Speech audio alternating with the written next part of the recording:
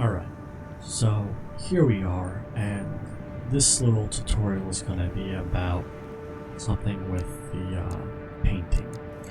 So we're going, it is paint. Now, it's not entirely clear in this game how you should go about doing the painting, and specifically how you should save your paints for later use. So if you change up your build and you want to change your color for one build and then you want to go back to another color that you used to use and you don't want to mess it up, well, here's how it's going to go. So you can, as you can see, edit just individual parts. So you can edit the guns differently than the body of the mech, or you can just go entire frame, all units, and do a cluster application. So apply to everything. And then if you're actually in the all, you can just keep going side by side. It's kind of convoluted why there's basically two menus to access the same functionality, but whatever. So you have your color set, and then you have your individual segments that you can color. You can even do patterns and weathering, but unfortunately we can't do much as far as patterns because we can only choose either no pattern or 29 options of patterns that are preset for us. And you can change the colors on these, but that's really as far as the customization on that goes. So if you were looking for, say, the old school plaid designs from AC1, no, they're not here. They should have been, but they're not. And you can't add them and play with them online also, because if you were to mod the game, that's apparently a violation per Bandai. So, yeah. That's a whole thing I could have a conversation and a half about, but yeah, I'm just gonna leave it at that. Weathering is similar basically to the whole patterns aspect. It's just a different sort of way of going about paint. So you can choose how weathered you are, what type of weathered, if it's rusty weathered, or if it's corrosion weathered, or whatnot, or if not. Again, you have very limited options here, but still more than most other games would ever let you, because most other games would not let you have these options of patterns and weathering. So anyway, the meat and potatoes. Color set. How do we save this? So we're in here and we see at the bottom left corner there's a control key.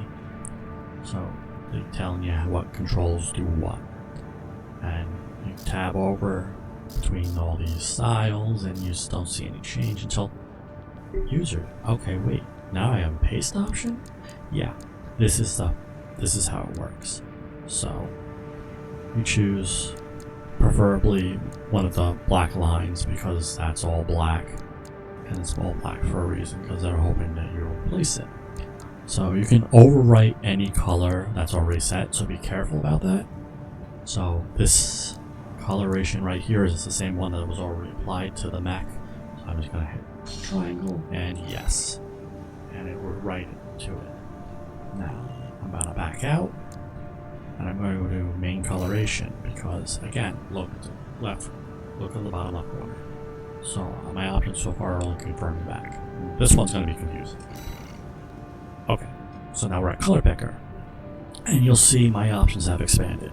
I can copy the color with the square, and again, these keys will change depending on if you're Xbox or keyboard and mouse. So I tab over to preset. Again, I can copy, and then user palette. User palette, well, I don't have anything copied, so it's still saying copy. So with color picker, we'll hit copy. Now I have a clipboard in the corner here. Okay, so now I go back over to user tab, and then I just hit triangle, overwrite, yep, and it pasted it to it. It would be easier if I had actual color. So let's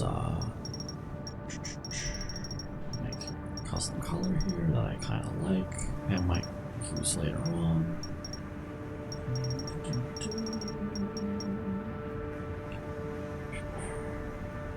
Okay, I'll even it out now. So I like to even numbers. Palette. And there we go. So that's how you do the individual colors. And if you want to pick any of these, you just hit X. What makes no sense to me, however, is why you would have to copy your preset color to the clipboard. That's just weird to me because, yeah, you could paste it to the color picker, but I'm still confused why you wouldn't just hit X at this point. Why would you ever need to copy a preset color? And the worst part is, it's on the clipboard.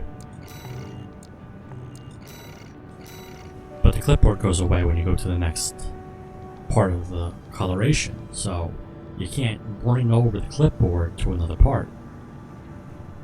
You always have to use your palettes. It's kind of clunky, not gonna lie. Yeah, discard the edits. And that's pretty much it for how you go about that. So you can always, again, like I said, go to user options and just pick from your user presets that you created. And you have a limited amount, but most people probably this is significantly enough. But again, this should continuously expand as you fill it in. You should be not limited to any set number. If you want to go ham and just create hundreds of thousands of colors, you really should be able to, but it doesn't support it. Not at all. So one of the other ways to keep your colors, and by the way, I forgot to gloss over lamination, I should say luster and luminance, reflectiveness and luster. One of the ways you can actually save paint schemes if you run out of space in user presets is AC data, and just copy your AC into the user profiles, which again you only get 4 and you only get 40 units per, so but that's just one other way to kind of maximize the space. And keep in mind, you cannot use an AC if you don't have the parts. That's what that little triangle's for. Specifically, these builds had items that were equipped due to the OS tuning.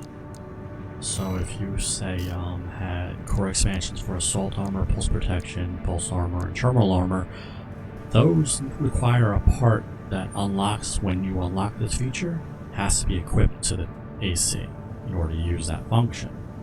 This way you can't use pulse armor, pulse protection, assault armor, and terminal armor all at the same time. You have to choose one.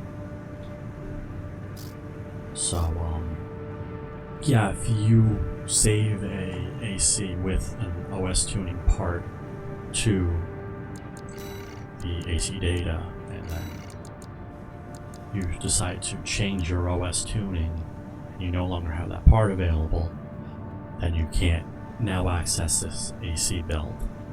So, just a tip on that extra on top of everything. If you decide to save any AC to AC data, try to remove the part that was added from core expansion. That way, if you want to share your code, people don't have to have that core expansion unlocked to use the build. Alright, and I think that's going to conclude it here. Thank you for watching.